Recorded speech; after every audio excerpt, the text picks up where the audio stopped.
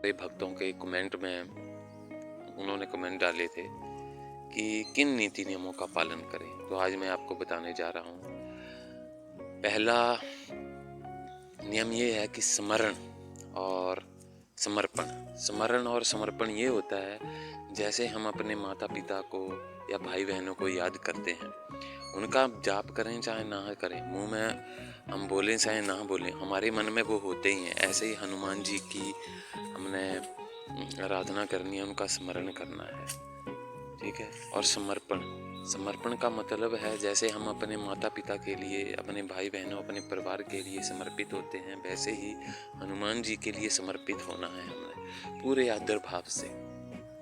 मन में कोई संशय नहीं होना चाहिए।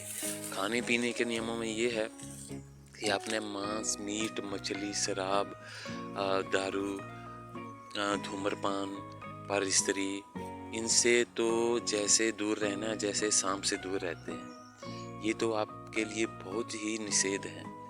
हनुमान जी की साधना में इन चीज़ों से दूर रहना, तामसिक चीज़ें तो आपके नज़दीक फटकनी भी नहीं चाहिए, ठीक है।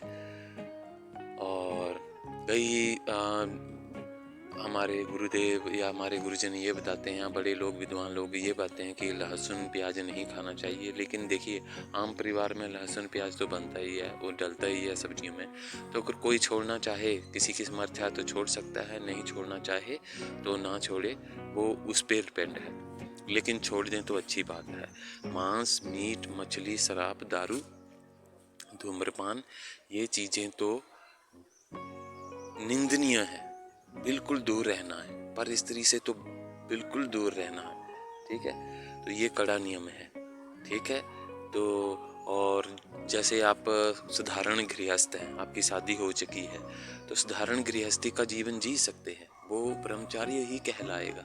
यदि आपकी शादी नहीं हुई है तो पर स्त्री, पर पुरुष से दूर रहना है, उनमें आदर भाव रखना है, ठीक है। जैसे हम अपनी माँ बहन या दुर्गा माता या शेरा वाली माता, ज्वाला माता के प्रति अपना आदर भाव रखते हैं, उनके लिए हम प्रेम या इज्जत होती है, वही पर स्त्री के लिए होनी चाहिए।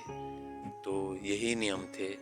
और जैसे किसी दूसरे की चुगली या दूसरे का चिंतन नहीं करना है आपने। कोई आपका बुरा करे तो उससे दूर हो जाना है, लेकिन मन में उसके लिए भी हनुमान जी से प्रार्थना करनी है, उसको सद्बुद्धि आ जाए, ठीक है। और बात बात पे आपने गुस्सा नहीं होना है। यही नीति नियम है, बहुत ही साधारण नियम है। जो संयम बरतता है उसके लिए साधारण है, और जो सहनशील नहीं है, संयम नहीं है, उसके लिए मुश्किल हो सकते हैं। लेकिन अभ्यास से क्या सिद्ध नहीं हो सकता।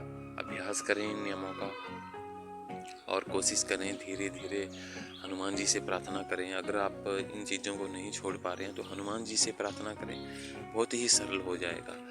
हम हनुमान चालीसा और बजरंग बाण, हनुमान जो हमारा आरती होती है, और संकट मोचन जो हमारा स्त्रोत है, उसको याद कर लें और कभी भी दिन में इसका स्मरण कर लें, ठीक है। तो सुबह शाम आप मंदिर में जा सकते हैं। अपने घर के मंदिर में पूजा अर्चना जरूर करनी है। पहला तीर्थ घर का मंदिर ही होता है। तो दोस्तों, यही नीति नियम थे। जय हिंद, जय हनुमान, जय सीताराम, राम राम।